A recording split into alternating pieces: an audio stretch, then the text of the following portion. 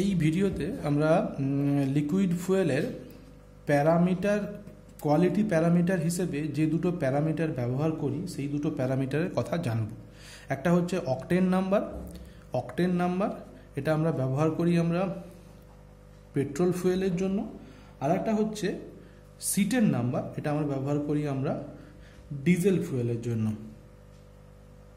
ঠিক আছে, আচ্ছা প্রথমে বলে রাখি এই অকটেন নাম্বার এবং সিটেন নাম্বার জিনিসটা কি, একটা বুঝলে আর একটা সুন্দর বোঝা হয়ে যাবে, সেই কারণের জন্য দুটো পাশাপাশি লিখেছি।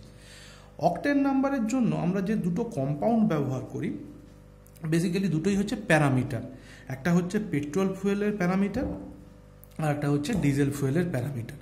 অকটেন নাম্বারের জন্য যে দুটো কম্পোনেন্ট আমরা ব্যবহার করে থাকি সেগুলো হলো নাম্বার 1 এন হেপটেন, আর নাম্বার 2 হচ্ছে কি এন হেপটেনের সংকেতটা কি, হেপ মানে কথা মানে 7টা কার্বন থাকবে, মিথ ইথ প্রো বিউ পেন্ট হেক্স হেপ্ট মানে 7টা কার্বন থাকবে। 7টা কার্বন কি কি, CH3 CH2 CH2 CH2 CH2 1 2 3 4 5 6 7।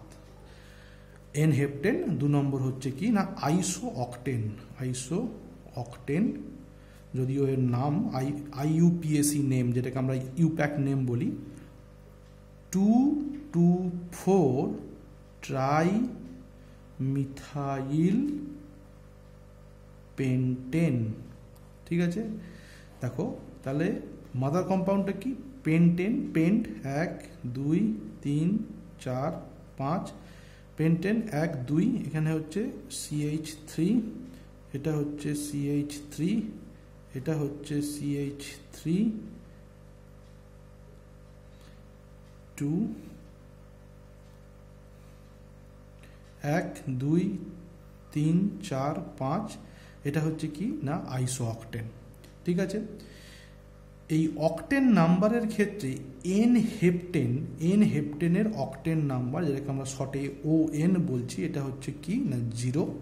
এর ক্ষেত্রে অকটেন নাম্বার কত না, এর ক্ষেত্রে অকটেন নাম্বার হচ্ছে 100। এন হেপটেনের নকিং প্রপার্টি, যেটা আমি আগের ভিডিওতে করিয়েছি, এখন তোমরা দেখতে পাচ্ছ ওপরে, তো নকিং এর ক্ষেত্রে এন হেপটেনের ক্ষেত্রে নকিং প্রপার্টি হচ্ছে 100, মানে প্রচণ্ডভাবে নকিং হয়ে থাকে এন হেপটেনের ক্ষেত্রে। দ্যাট মিনস এন হেপটেন হচ্ছে সবথেকে খারাপ মানের ফুয়েল, আর আইসো অকটেনের ক্ষেত্রে নকিং কিন্তু 0, এর ক্ষেত্রে নকিং 0, তার মানে আইসো অকটেন হচ্ছে সবথেকে ভালো মানের ফুয়েল।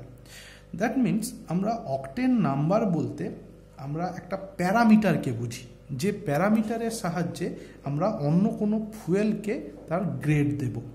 ধরো তুমি একটা পেট্রোল ফুয়েল নিয়ে এসছো, সেই পেট্রোল ফুয়েলটা কতটা ভালো কতটা খারাপ জানার জন্য তার একটা রেফারেন্স ফুয়েল তৈরি করতে হয়। ধরো এই বিকারের মধ্যে তোমার পেট্রোল ফুয়েলটা ছিল, আমি এখানে একটা রেফারেন্স ফুয়েল তৈরি করলাম। এই রেফারেন্স ফুয়েলটা কি দিয়ে তৈরি হবে না এন হেপটেন আর আইসো অকটেন দ্বারা তৈরি হবে। এবার এই এন হেপটেন আইসো অকটেন দ্বারা যে রেফারেন্স ফুয়েলটা তৈরি করব তার প্রপার্টি তুমি যে আমাকে পেট্রোল ফুয়েলটা দিয়েছো তার প্রপার্টির সঙ্গে সমান হতে হবে, তবে যেই আমরা বলতে পারবো যে এই ফুয়েলের প্রপার্টিটা এর মতো। That means this is the parameter. এবার অকটেন নাম্বার বলতে কি বুঝি না, অকটেন নাম্বার বেসিক্যালি একটা নাম্বার, যে নাম্বার ইন্ডিকেট করে তোমার ফুয়েলটা কত ভালো বা কত খারাপ। কীরকম, ধরো অকটেন নাম্বার আমি যেটা বললাম, ধরো X বলেছি, অকটেন নাম্বার X মানে কি না এই এন হেপটেন আর আইসো অকটেনকে তুমি মিশিয়ে যে মিক্সচারটা তৈরি করেছো তার অকটেন নাম্বার X, মানে ওই মিশ্রণে X% আছে আইসো অকটেন আর 100 - X% রয়েছে এন হেপটেন। যদি বলি অকটেন নাম্বার 60 মানে কি না মিক্সচারে তোমার 60% থাকবে আইসো অকটেন আর 100 - 60 মানে 40% থাকবে এন হেপটেন। দ্যাট মিনস তুমি যে ফুয়েলটা আমাকে দিয়েছো তার অক্টেন নাম্বার যদি আমি বলে দিই 60, মানে তোমাকে বুঝে নিতে হবে যে আইসোঅক্টেন এন হেপটেনকে মিশিয়ে যদি রেফারেন্স ফুয়েল তৈরি করা হয়, তার মধ্যে 60% আইসোঅক্টেন এবং 40% এন হেপটেন মেশালে যে ধরনের ফুয়েল তৈরি হবে, তার যে নেচার, অরিজিনালি যে পেট্রোলটাকে এক্সামিন করা হচ্ছে তার নেচার একই রকম। তো বেসিক্যালি অক্টেন নাম্বার হচ্ছে একটা প্যারামিটার, যে প্যারামিটারটা ঠিক করে দেয় ফুয়েলের কোয়ালিটি কেমন। দ্যাট মিন্স অক্টেন নাম্বার যত বেশি হবে, দ্যাট মিন্স আইসো অক্টেনের পরিমাণ তত বেশি হবে, এবং অক্টেন নাম্বার বেশি মানে কি হচ্ছে, সেটা ভালো মানের ফুয়েল হবে, তার নকিং প্রপার্টি তত কম হবে। মনে রাখবে, নকিং প্রপার্টি যত বেশি সেটা তত খারাপ মানের ফুয়েল। তাই অক্টেন নাম্বার জন্য ফুয়েলের যত বেশি, তার নকিং প্রপার্টি ঠিক ততটাই কম হয়ে থাকবে। ঠিক আছে?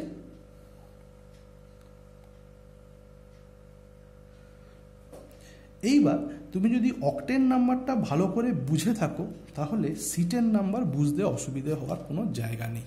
তার কারণ কি, জাস্ট সেম জিনিস হচ্ছে কি না, সিটেন নাম্বারের ক্ষেত্রে শুধু কম্পাউন্ডটা আলাদা হবে। এক্ষেত্রে যে কম্পাউন্ডটা ব্যবহার করি সিটেন নাম্বারের ক্ষেত্রে, সেটা হচ্ছে 1 নম্বর সিটেন, যেটাকে আমরা আইইউপিএসি নমেনক্লেচার অনুযায়ী বলতে পারি সেটা কি না এন হেক্সাডেকেন, এন হেক্সাডেকেন। ঠিক আছে? হেক্সা মানে কটা তোমরা জানো, 6টা। ডেকা মানে কটা না 10টা। তাহলে টোটাল কত, 10 আর 6 16টা। তার মানে 16টা কার্বন পাশাপাশি যুক্ত হবে। আমরা লিখবো কি, একবারেই লিখবো C16H কত না 32 নয় 34। ঠিক আছে? কত না C16 হাইড্রোজেন 34। ঠিক আছে? কেন এরকম 34 হলো, দেখো 16টা কার্বন, তো দ্যাট মিনস 16টা কার্বন মানে তোমার 16 দুগুণে 32, আর এদিকে CH3 মানে তোমার হচ্ছে প্রথমে CH3 মানে একটা কার্বন বেশি, একটা হাইড্রোজেন বেশি, লাস্টে CH3 মানে কি একটা হাইড্রোজেন বেশি। দ্যাট মিনস আরও দুটো হাইড্রোজেন এক্সট্রা হয়ে গেল, দ্যাট মিনস C16H34। ঠিক আছে? নাম্বার 1। নাম্বার 2 হচ্ছে কি না alpha methyl naphthalene, alpha methyl naphthalene, NaPHTHALENE, naphthalene. সংকেতটা কি, ন্যাপথালিনের সংকেত দুটো বেঞ্জিন রিংকে পাশাপাশি রাখলে যেরকম সংকেত দাঁড়ায়, সেটা হচ্ছে তোমার ন্যাপথালিনের সংকেত।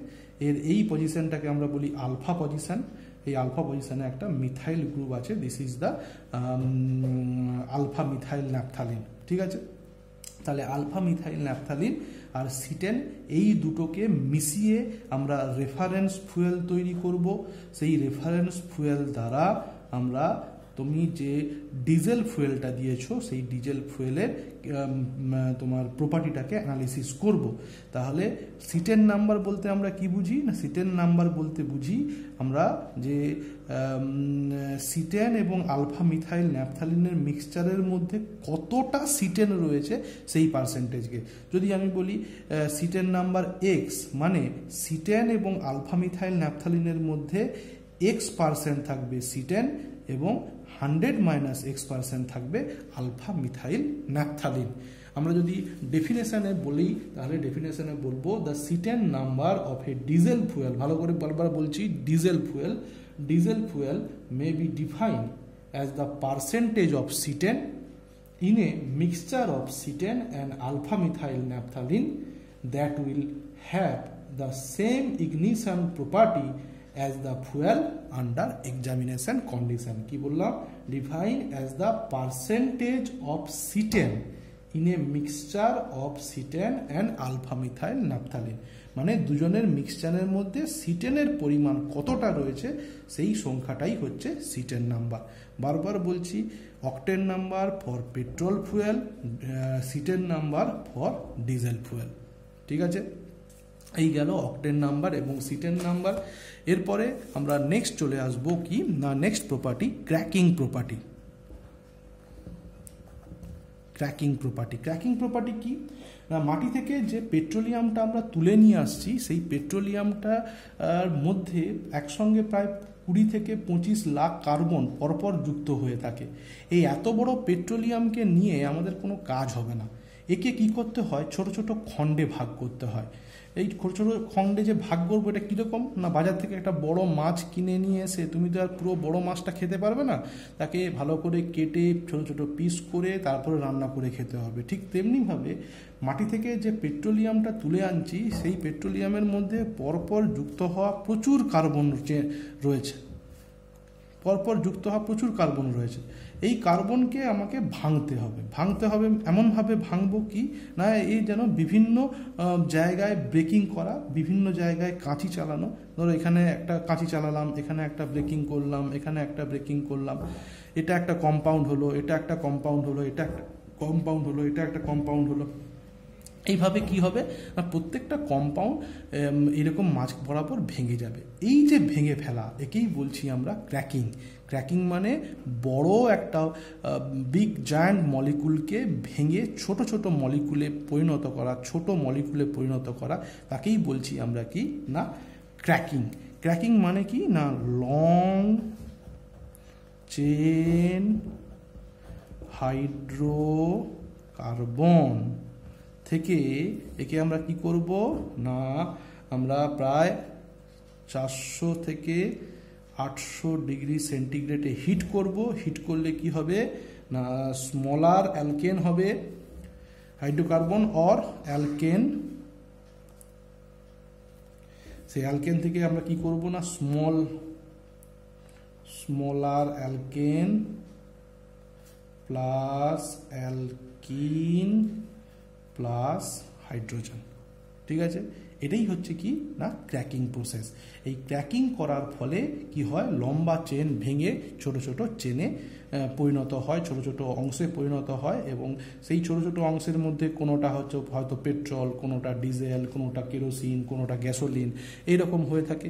এবার সেইগুলোকে আলাদা করতে হবে। সেই আলাদা করার প্রসেসটা আমি নেক্সট ভিডিওতে বলবো, কিন্তু এখন যেটা কি না, আগে ভাঙতে হবে, ভেঙে তারপরে আলাদা করতে হবে। দ্যাট মিনস ক্র্যাকিং আগে করতে হবে, তারপরে গিয়ে তোমাকে আলাদা করতে হবে। ক্র্যাকিংয়ের দুটো প্রসেস আমরা অ্যাপ্লাই করি। নাম্বার 1 হচ্ছে থার্মাল ক্র্যাকিং।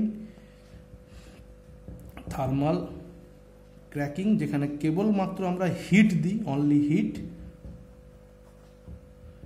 আর নাম্বার 2 হচ্ছে ক্যাটালাইটিক ক্র্যাকিং, যেখানে আমরা হিট প্লাস ক্যাটালিস্ট ইউজ করি। বেসিক্যালি এখানে যে ক্যাটালিস্টটা আমরা ইউজ করে থাকি সেই ক্যাটালিস্টটাকে বলছি আমরা L2O3.SiO2। এই ক্যাটালিস্টটা আমরা ব্যবহার করে থাকি ক্যাটালাইটিক ক্র্যাকিংয়ের ক্ষেত্রে। ঠিক আছে, ওকে।